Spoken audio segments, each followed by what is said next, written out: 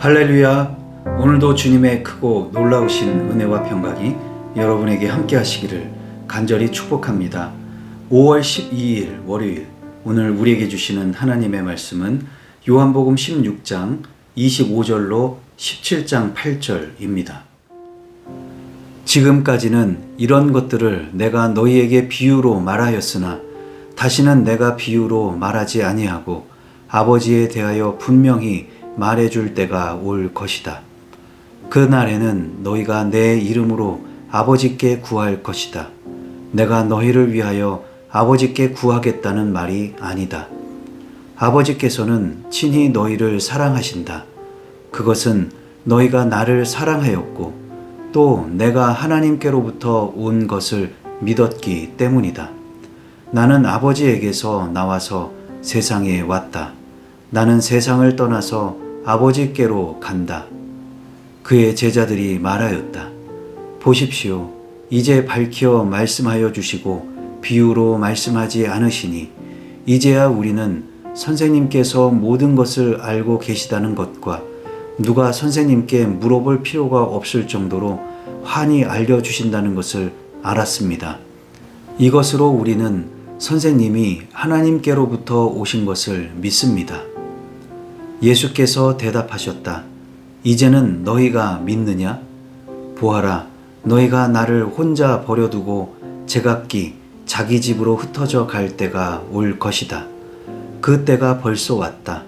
그런데 아버지께서 나와 함께 계시니 나는 혼자 있는 것이 아니다. 내가 이것을 너희에게 말한 것은 너희가 내 안에서 평화를 얻게 하려는 것이다. 너희는 세상에서 환난을 당할 것이다. 그러나 용기를 내어라. 내가 세상을 이겼다. 예수께서 이 말씀을 마치시고 눈을 들어 하늘을 우러러 보시고 말씀하셨다. 아버지, 때가 왔습니다. 아버지의 아들을 영광되게 하셔서 아들이 아버지께 영광을 돌리게 하여 주십시오. 아버지께서는 아들에게 모든 사람을 다스리는 권세를 주셨습니다. 그것은 아들로 하여금 아버지께서 그에게 주신 모든 사람에게 영생을 주게 하려는 것입니다. 영생은 오직 한 분이신 참 하나님을 알고 또 아버지께서 보내신 예수 그리스도를 아는 것입니다. 나는 아버지께서 내게 하라고 맡기신 일을 완성하여 땅에서 아버지께 영광을 돌렸습니다. 아버지, 창세 전에 내가 아버지와 함께 누리던 그 영광으로 나를 아버지 앞에서 영광되게 하여 주십시오. 나는 아버지께서 세상을 택하셔서 내게 주신 사람들에게 아버지의 이름을 드러냈습니다. 그들은 본래 아버지의 사람들인데 아버지께서 그들을 나에게 주셨습니다. 그들은 아버지의 말씀을 지켰습니다. 지금 그들은 아버지께서 내게 주신 모든 것이 아버지께로부터 온 것임을 알고 있습니다. 나는 아버지께서 내게 주신 말씀을 그들에게 주었습니다. 그들은 그 말씀을 받아들였으며 내가 아버지께로부터 온 것을 참으로 알았고 또 아버지께서 나를 보내신 것을 믿었습니다. 아멘. 오늘은 예수님께서 말씀을 마무리하시고 이제 잡혀가실 때를 직감하셨던 것과 예수님이 기도를 드리셨던 내용입니다. 지금까지 예수님은 주로 비유로 말씀을 하셨습니다. 그렇게 해서 사람들이 좀 더 쉽게 이해하게 하려는 것입니다. 그러나 이제 비유로 말씀하지 않으실 때가 올 것이며 그날에는 제자들이 직접 주님의 이름으로 아버지께 간구하게 될 것입니다. 제자들은 예수님을 믿는다고 대답을 합니다. 그렇지만 예수님은 너희들이 나를 버리고 흩어질 것이라고 하시지요. 그렇다고 하더라도 예수님은 혼자가 아니라고 하십니다. 이것을 말함은 저희가 예수님 안에서 평화를 얻게 하려는 것입니다. 너희는 세상에서 환난을 당하나 용기를 내라고 하시고 내가 세상을 이겼다고 하십니다. 이 말씀을 마치시고 예수님은 기도를 시작하셨습니다. 예수님의 기도는 영광에 초점이 맞춰져 있습니다. 자신을 통해 하나님의 영광이 나타나기를 간구하셨습니다. 또한 예수님은 하나님께서 맡겨주신 구원받을 사람들을 위해 기도하십니다. 그들은 하나님 아버지의 사람들이고 아버지께서 구원하시기로 예정하신 사람들입니다. 그렇기 때문에 그들은 아버지의 말씀을 지킬 수 있었고 예수께서 아버지께로부터 온 것임을 알 수 있었습니다. 예수님은 그런 선택된 사람들에게 하나님 아버지의 말씀을 전하셨고 그들은 그 말씀을 받아들였습니다. 그리고 예수께서 하나님 아버지께로부터 온 것을 믿었습니다. 자, 그럼 오늘 주신 말씀을 붙들고 우리는 어떻게 살아야 할까요? 첫 번째로 우리는 어떻게 평화를 얻을 수가 있습니까? 나폴레옹이 이런 말을 했다고 합니다. 단순히 평화를 외친다고 해서 평화가 이루어지는 게 아니다. 평화는 그저 의미 없는 한 단어일 뿐이다. 우리에게 필요한 건 영광스러운 평화다. 생각하기에 따라 해석이 다를 수 있겠지만 예수님이 말씀하신 평화를 이해하는데 조금은 도움이 될 수 있을 것 같습니다.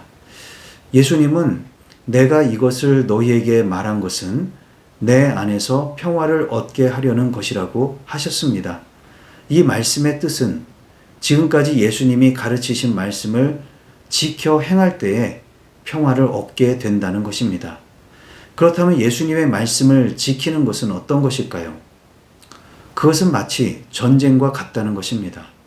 왜냐하면 세상이 우리가 예수님의 말씀대로 살아가지 못하도록 온갖 방해와 회방을 놓기 때문입니다.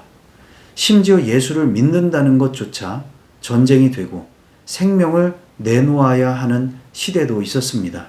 물론 지금도 지구 곳곳에 그런 일이 벌어지고 있습니다.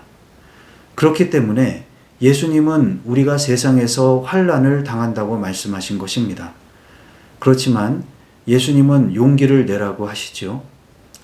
예수님이 세상을 이기셨기 때문에 우리는 조금 더 참고 조금 더 용기를 내어서 싸운다면 결국 우리도 이길 것입니다. 예수님의 말씀을 따라 살아갈 수가 있고 그러다 보면 예수님이 말씀하신 그 영광스러운 진정한 평화를 얻을 수가 있습니다. 그런 평화를 갈망하고 그런 평화 속에 들어가시기를 바랍니다. 두 번째로 하나님의 영광을 위해 무엇을 희생할 수 있습니까? 예수님은 이제 곧 잡혀가실 것을 직감하시고 하늘을 우러러 보시며 이렇게 기도하셨습니다. 하나님, 저를 통해서 이 땅 가운데 하나님의 영광이 나타나게 하옵소서. 이때에 예수님이 말씀하신 하나님의 영광은 무엇일까요? 그것은 하나님의 구원이 온 세상에 나타나는 것입니다. 그렇지만 그 하나님의 구원은 예수님의 십자가와 고난, 대속을 위한 죽음을 통해서 이루어지는 것이죠. 그러므로 예수님의 이 기도는 십자가를 위해 나를 드리겠다고 하는 자기 희생의 결단이라고 할 수 있습니다. 이 희생을 통해 하나님의 일을 이루어 주시고 영광을 나타내 달라는 것이죠.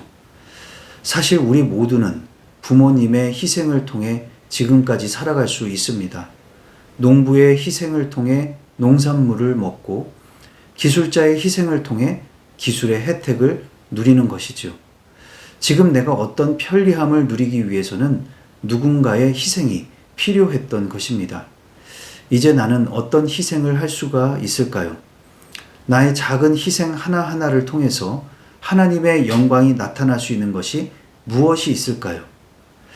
예수님이 기도하신 것처럼 오늘 내가 십자가의 길을 걸어가며 희생할 수 있는 것이 무엇인지 살펴보시고 이를 통해 하나님의 영광을 나타낼 수 있기를 바랍니다. 오늘도 성령님과 동행하며 용기를 내어 세상과 싸워 이기셔서 주님의 평화를 누리십시오.